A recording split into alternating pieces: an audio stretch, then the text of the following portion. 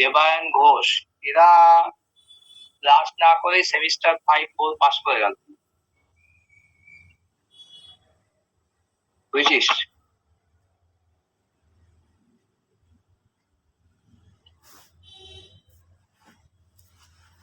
Hello, হ্যাঁ sir. এরা কারা? উর্মিলা দত্ত, শ্রীনাথ বিশ্বাস পরীক্ষা দিয়েছিল, পাস করে গেল।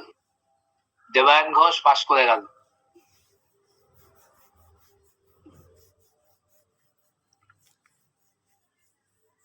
একদিনও ক্লাস করেনি। তাও দিন শেষে স্যার আমাদের থেকে নাম্বার বেশি পেয়ে পাস করবে। আচ্ছা, তাই ভাবছি। এত ক্লাস করেও সেই ইন্টারনাল আমার স্যার 22-এর উপরে উঠলো না, একটাই শুধু 24। ইন্টারনাল তো আবার বিশ্ববিদ্যালয় ইন্টারনাল, ও আছে ইন্টারনাল অ্যাটেন্ডেন্স না, ইন্টারনাল ওটা বলে লাভ নেই। ইন্টারনালে যদি মার্কস কাটার থাকে মার্কস তো ট্র্যাক হবে। তাহলে বোঝো, বাড়িতে বসে এই অবস্থা, কলেজে বসে দিলে কি হতো? কলেজে হলে দুটো পার্ট থাকতো, একটা বাড়িতে একটা কলেজে বসে, 10-10-20 জানি অ্যাসাইনমেন্ট প্লাস ইন্টারনাল। তখন 25-25 পেয়েছিলাম স্যার। আমিও এই অনলাইন এসে আর নাম্বার উঠছে না। 25-25 হ্যাঁ, তখন তো অ্যাটেন্ডেন্সটাও ছিল, এখন তো কিছুই আমি চেষ্টা করলেও অ্যাটেন্ডেন্স কমাতে পারছি না নম্বর। ও হবেই। কি বললাম বুঝতে পারলি না? হ্যাঁ, ভালোই বুঝেছি। আমি চেষ্টা করছি অ্যাটেন্ডেন্স কম নাম্বার দেওয়ার জন্য, যে যেরকম করেছে তাকে সেরকম দেবো। মানে আমরা 3জন মিলে সিদ্ধান্ত নিয়েছিলাম। বাবা, এরা স্ট্রিক্ট হয়ে গেল। সেখানেও কমাতে পারছি না। দরকার নেই, যা আছে চলুক। যাই হোক, হ্যাঁ, আমাদের যেটা পড়তে হবে সেটা হচ্ছে, নতুন সেমিস্টারে চলে এলাম, মানে আমরা থার্ড ইয়ার হয়ে গেলাম। হ্যাঁ, থার্ড ইয়ার মানে আমরা ফাইনাল ইয়ার ব্যাচ। হ্যাঁ, ওয়েলকাম সবাইকে। নাটক হ্যাঁ, কষ্ট হচ্ছে স্যার, কষ্ট হচ্ছে। আর 1 বছর। কিসের কষ্ট? সেমিস্টার 5-এ দুটো কোড পেপার পড়তে হবে, একটা 11, একটা হচ্ছে 12। হ্যাঁ, 11 আর 12-এ তোমাদের যেটা আছে, 11-এ হচ্ছে পিডি আছে, আর 12-এ গ্রুপ থিওরি 2।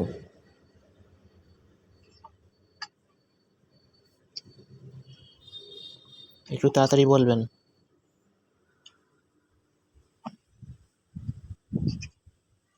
সিলেবাসের গত বছর যেটা যেভাবে ভেঙে পড়েছিলাম, এই বছর সেটাই ভেঙে পড়ানো হবে আর সেটা কিছু পাল্টাপাল্টি করানো হবে না। যে যেটা বলেছিলাম, যে জায়গাটা পড়ছিলাম সেটাই পড়াবো।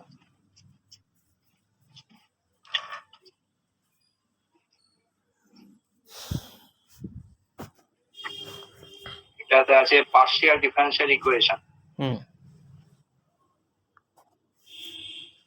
পিডি, আর তারপরেরটা হচ্ছে গ্রুপ থিওরি 2। ওই মাইতি ঘোষের বইটাই কিনবে। মাইতি ঘোষের বইটার মধ্যেই আছে ডিফারেনশিয়াল ইকুয়েশন যে বইটা, সেই ডিফারেনশিয়াল ইকুয়েশন যে বইটা, সেটা আমাদের পার্শিয়াল ডিফারেনশিয়াল ইকুয়েশন আছে, আর সাথে কিছুটা ডায়নামিক্স আছে। ডায়নামিক্স ঘোষ চক্রবর্তী, সাথে কিছুটা ডায়নামিক্স আছে। শম্ভুনাথ গাঙ্গুলির বইটা। যে ডায়নামিক্স এর বইয়ের জন্য কিনতে হবে সাহা গাঙ্গুলি, SN গাঙ্গুলির বই কিনলেই হবে। এই ডায়নামিক্সটা কিন্তু তোমার ওতেও পড়তে হবে। এই বইটা কিন্তু তোমার সেমিস্টার 6-এও লাগবে, এই বইটা, ডায়নামিক্স এর বইটা। তাই দেখি, রিজিড ডাইনামিক্স বলছিল কেন কৌশিক, এবার বুঝেছি। আর 4-12-এ ডিএলএমবার্ট যেটা পড়তে হবে সেটা হচ্ছে গ্রুপ থিওরি। সবটা কিন্তু মাপা দিয়ে হবে না। তাহলে কোন বই পড়তে হবে? সবটা মাপা দিয়ে হবে না। গ্যালিয়ানের বই থিওরি 2 প্রেসক্রাইব করছে। মাপা সারের মধ্যে শুধু অটোমরফিজমটা পাবে, গ্রুপ অ্যাকশন, তারপরে এক্সটার্নাল ডাইরেক্ট প্রোডাক্টস, এই বইটা সব থেকে ভালো। ডিএস মালিকের বইটা ভালো। এই বইটা কিন্তু অসুবিধা যেটাই Step তোমার down. এই বইটা অসুবিধা যেটা ডলারে বিক্রি হয়। ইন্ডিয়ান রাইটার কিন্তু একজন, এই MK. Sen Indian writer, pure mathematics এর প্রফেসর, রিটায়ার করে গেছেন। এনারা 3 জন মিলে একটা বই লিখেছেন, ফান্ডামেন্টালস অফ অ্যাবস্ট্রাক্ট অ্যালজেব্রা।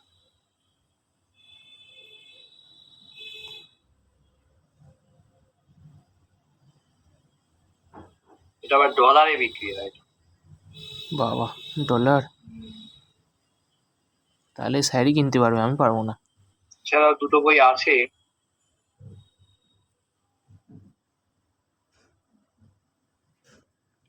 হার্স্টাইন আছে। হার্স্টাইন ছাড়াও এই বইটা ভালো। গ্যালিয়ানের বইটাও তো ভালো। গ্যালিয়ানের বই প্রেসক্রাইব করছে না কেন?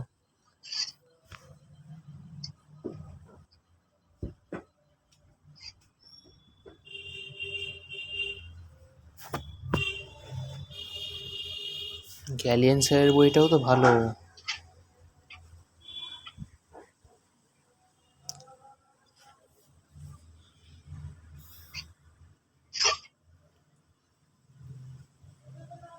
এই বইটাও ভালো।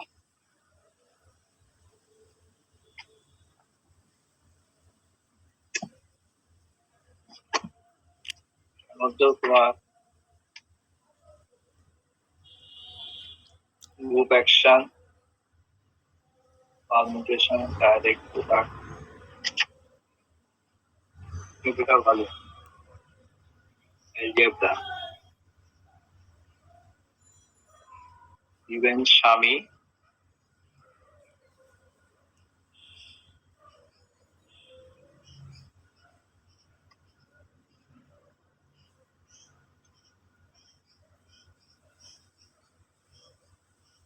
ইভেন স্বামী। আর এটা ইন্ডিয়ান বই।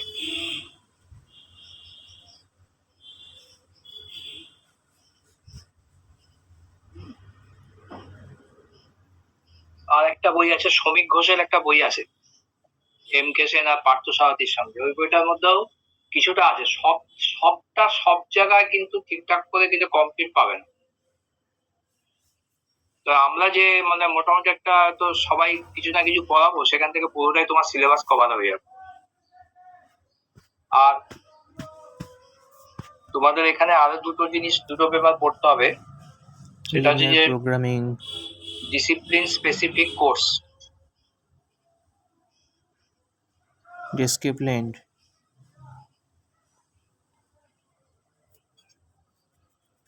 ডিসিপ্লিন স্পেসিফিক ইলেকটিভ কোর্স, হ্যাঁ, ডিএসসি।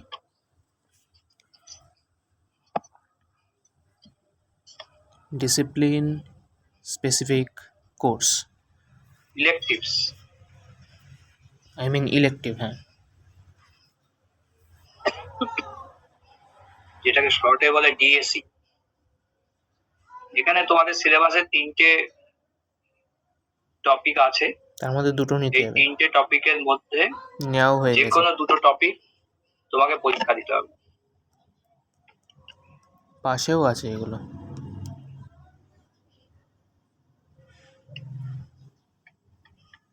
যে কোনো দুটো টপিক তোমাকে পরীক্ষা দিতে হবে। প্রথমটা আছে এলপিপি থিওরি আছে, linear programming problem. Linear programming Ghosh Chakraborty বইটা পড়লেই হবে।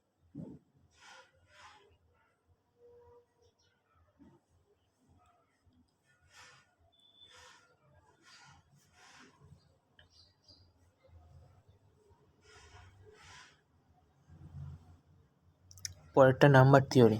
আর 2 নম্বরে আছে number theory. Ghosh Chakraborty linear programming বেরিয়ে গেছিল, তাই? এটা হচ্ছে একে চক্রবর্তীর একটা বই আছে, এই বইটা পড়লে মোটামুটি তোমার সিলেবাসটা কভার হয়ে যাবে। নাম্বার থিওরি কি সোজা না কঠিন কে জানে, আমি এখনো বুঝলাম না। কোয়েশ্চেনটা দেখে সোজা মনে হচ্ছে না, প্রিভিয়াসের না নিয়ে কি ভুল করলাম? ডিএসসি 3-তে এটা অনেক পড়তে হবে, প্রবাবিলিটি স্ট্যাটিস্টিক্স তো অনেক কিছু রয়েছে। কি ভুল করলাম কে জানে।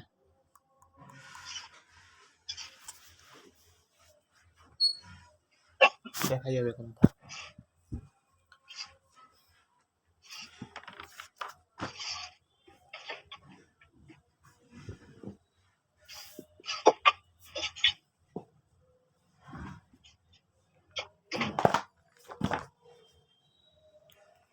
একে চৌধুরী হবে।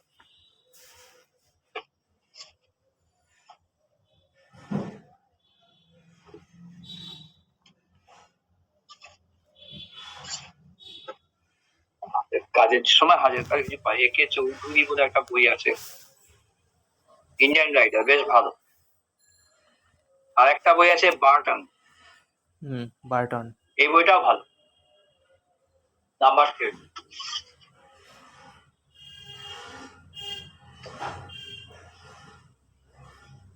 DM Burton.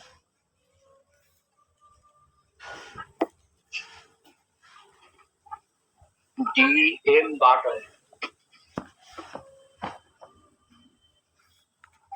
হয়ে গেল সেটা।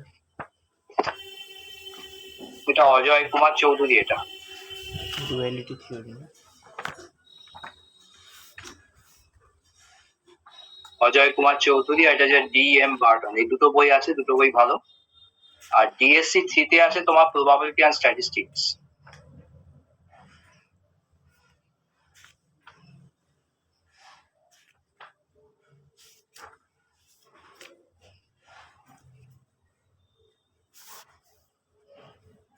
এইটাতে প্রবাবিলিটি স্ট্যাটিস্টিক্স এর ব্যানার্জি সেনদের বই আছে একটা, প্রবাবিলিটি। এটা একটা প্রবাবিলিটির বই আছে। আর আরেকটা বই আছে AK গুপ্ত, অমৃতাভ গুপ্ত। অমৃতাভ গুপ্ত আমাদের স্যার আর কি, খুব ভালো বই এটা। আর স্ট্যাটিস্টিক্স এর এর বইটা, এই সেনদের স্ট্যাটিস্টিক্স এর এই বইটা পড়তে হবে। ই দিয়ে কাটবে বোর্ড এই দিয়ে? তিনটে আছে, এই তিনটের থেকে এনি 2, এই তিনটে থেকে এনি 2 থাকবে, মানে পরীক্ষা দিতে হবে তোমার। তিনটের থেকে এনি 2 তোমাকে পরীক্ষা দিতে হবে। আমরা ডিপার্টমেন্ট থেকে 1 নম্বরটা 2 নম্বরটা পড়াবো। এবার তোমরা সেটা ঠিক করো, তোমরা কি পড়বে না পড়বে, এটা তোমাদের ব্যাপার। শোনা যাচ্ছে?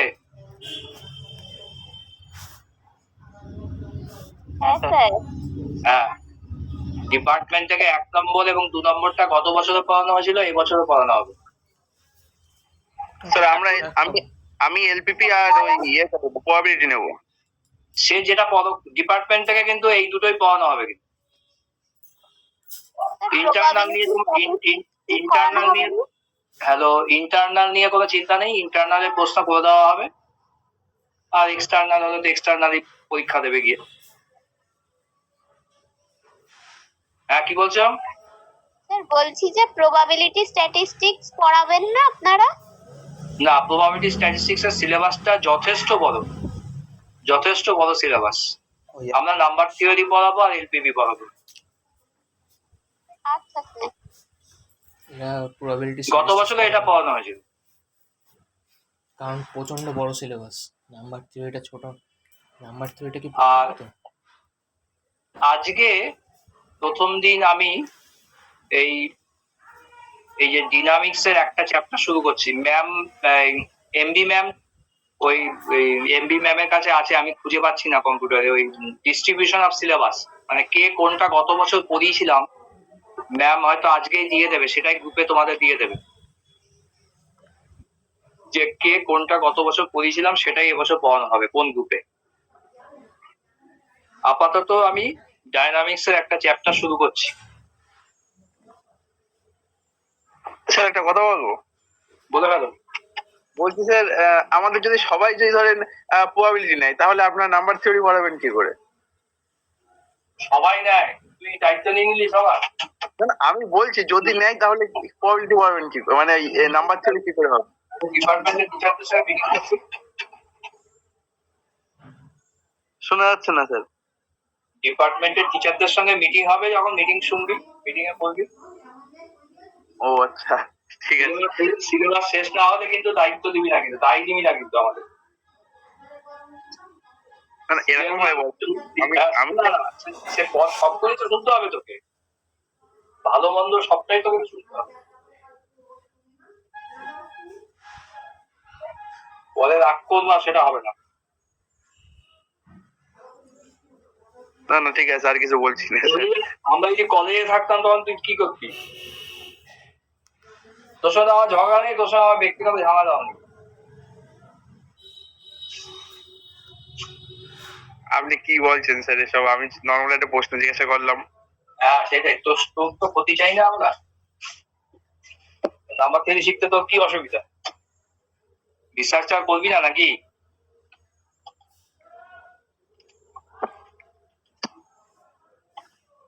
তা তুই কি করে বুঝলি প্রবাবিলিটি স্ট্যাটিস্টিক্স তোর পক্ষে খুব সহজ হবে?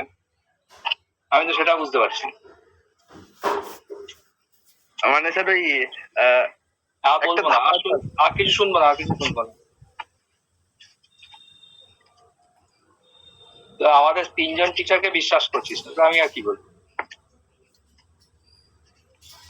আমি তো স্যার একবার সেসব কিছুই বলি না। আমি বলছি যে তুই বলেছিস আমরা সবাই যদি নিই, আমরা সবাই মানেটা কি? কথাটা আমি মানে আছে তো না? কথাটা আমি- মানে আছে অনেক। আমি বলছি সবাই যদি নেই তাহলে এই নাম্বার চুরিতে কেউ থাকবে না, তাই বলছি আমি। সেটা তো তখন বললাম তো ডিপার্টমেন্টে মিটিং হবে, তখন হবে। ডিপার্টমেন্টে মিটিং এ শুনবি, কথা বলবি।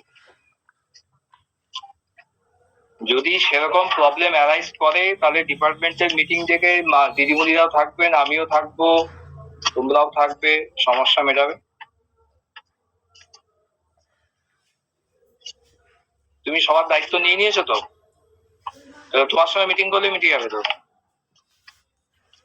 না না স্যার, ও কেন একবার সবার দায়িত্ব নিতে যাবে?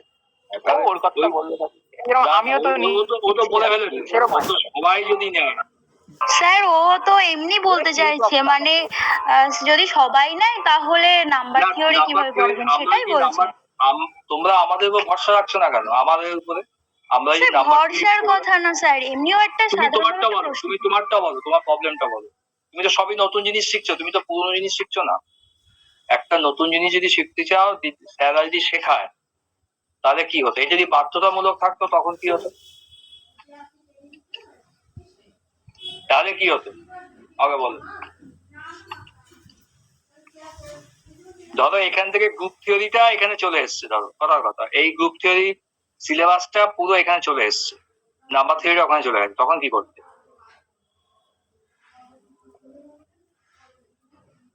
আসলে স্যার ওই 11-12 সেই জন্য ভাবি ওই 11-12 এর কনসেপ্ট ওই ফার্স্ট প্রথম চ্যাপ্টারে 50% অব্দি, তারপরে কিছু নেই। প্রথম চ্যাপ্টারে 50% অব্দি, তারপরে কিছু নেই।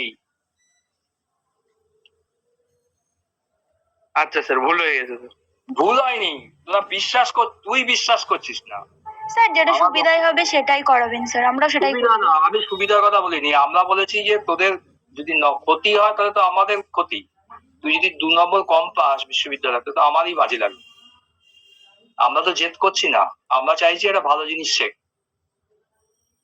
সেটাই আমরা চাইছি। সেইটাকে তোরা কিছুতেই মানে কিংকর বুঝতে চাইছে না, বোঝার চেষ্টা করতে হবে। স্যার একটা পড়াতে চাইছেন, সেটা আমরা শিখি না, আমাদের ক্ষতি হবে না। স্যার কি আমাদের ক্ষতি চাইছেন? তা আমরা কত লোড নেব? প্রবাবিলিটি তো আমরা শুরুও করে দিয়েছি। তোমরা পার্সোনালি ম্যাডামদের সঙ্গে কথা বলো, 3টে দেখো সাবজেক্ট ম্যাডামরা পড়া কি সম্ভব? বলে। কখনো 6টা সাবজেক্ট একসঙ্গে পড়া সম্ভব? পাগল নাকি? দেখো এখন তো শুরু হয়নি, সবে তো আজকে শুরু করছি। আমার মনে হয় না তোমাদের আমরা কেউ ক্ষতি চাই। তাহলে আমি একটা নাম্বার থিওরির ক্লাসও করবো না, প্রবাবিলিটি যেহেতু ভুল করে নেওয়া হয়ে গেছে। আর আমরা 3 জন পড়াবো, তোমার তো চিন্তা নেই। কি জ্বালাতন রে!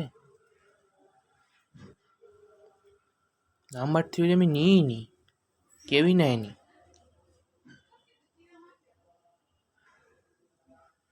একটাও ক্লাস করবো না নাম্বার থিওরি,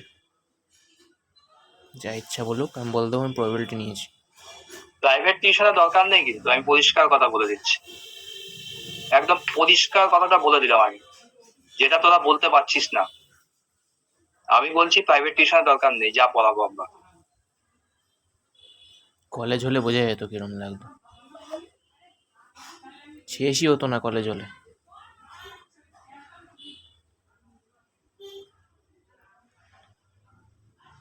যা ফার্স্ট সেমিস্টারে হয়েছিল আধ খাপচা মতো করে দেখো, রেখেছে। tangential and normal components of velocity and acceleration. Dynamics কি আগে পড়েছো তোমরা কিছু? না। হ্যালো না হ্যালো, না স্যার। ফিজিক্সে কিছুটা জানো?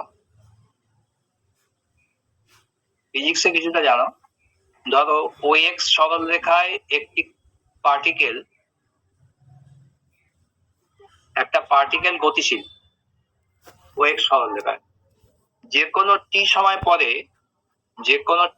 পরে সে x দূরত্ব অতিক্রম করে গেল এবং পরবর্তী ডেল্টা টি সময়ে সে আরো ডেল্টা x দূরত্ব গেল।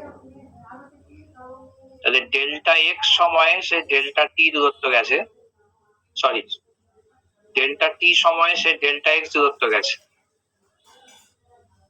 তাহলে একক সময়ে ডেল্টা x বাই ডেল্টা টি গেছে। তাহলে ডেল্টা টি যদি অতি ক্ষুদ্র থেকে ক্ষুদ্রতর হয়, তাহলে এই limit delta x by delta t, limit delta t tends to zero, এই রাশিটাকে আমরা বলি dx dt, যেটাকে বলা হয় velocity of the particle at p।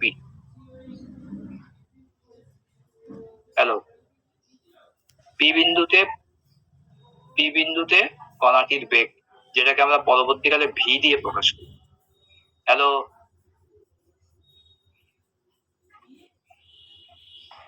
Sir বুঝেছি। আরে দাও হ্যাঁ, বুঝেছি। দাও নেটওয়ার্কটা চেঞ্জ করি।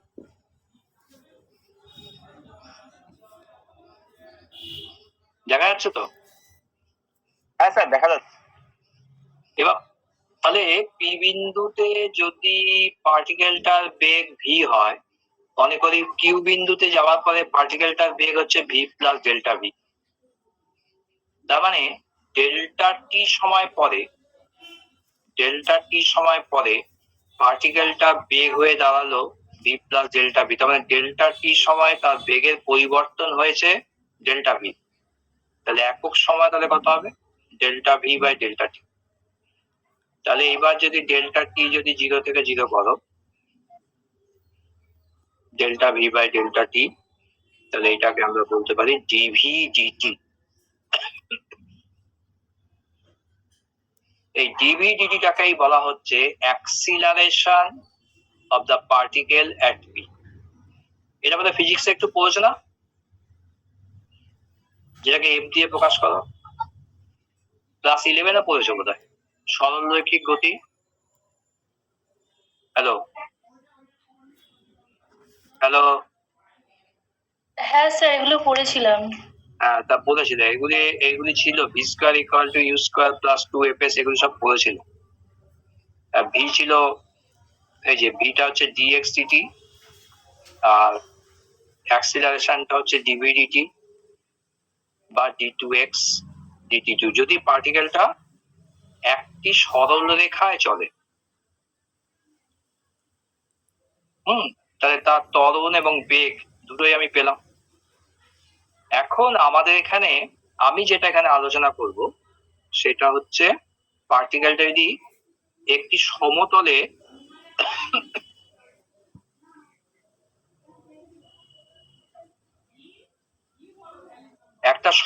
একটা বক্ররেখা বরাবর যদি চলে, পার্টিকেলটা এই বক্ররেখা বরাবর মুভ করছে, তাহলে সরল রৈখিক গতি পাল্টে গিয়ে একটা আর্ক বরাবর সেরকম গতিশীল। বুঝলে? হ্যালো, হ্যাঁ স্যার। তাহলে আমি কিন্তু এই জায়গাটা এখনো কিন্তু এটা আসেনি, এটা আসতে একটু দেরি লাগবে, কারণ প্রথমে ফিজিক্সটা ক্লাস 11টা পড়ি, এটা দেখেছো, এইটা কিন্তু তুমি দেখোনি। এটা 2 ডাইমেনশনাল মোশন, ওটা ছিল 1 ডাইমেনশনাল মোশন, এটা হচ্ছে 2 ডাইমেনশনাল মোশন। এটা ধরো পার্টিকেলটা ধরো এ বিন্দু, এটা প্রাথমিক একটা বিন্দু। প্রাথমিক বিন্দু থেকে যাত্রা শুরু করে যে কোনো টি সময় পরে মনে করা যাক পার্টিকেলটা পি বিন্দুতে এসছে। যে কোনো টি সময় পরে পার্টিকেলটা পি বিন্দুতে এসছে। তাহলে পার্টিকেলটা পি বিন্দুতে এসছে টি সময়। এস আর্ক দূরত্ব এস আর্ক সরে এসে পি বিন্দুতে এসছে। পরবর্তী ডেল্টা টি সময়ে মনে করি পার্টিকেলটা কিউ বিন্দুতে এসছে। কিউ বিন্দু স্থানাঙ্ক হচ্ছে x plus delta x, y plus delta y plus delta.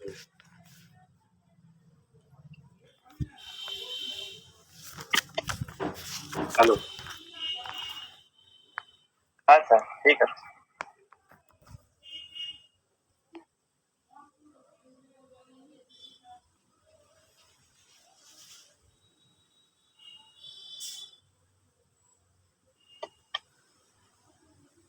তাহলে ওর এক্স অক্ষ বাবা সরণ কত হয়েছে? না না, আমি তো ধরলাম, তোমার শব্দ আসছিল না।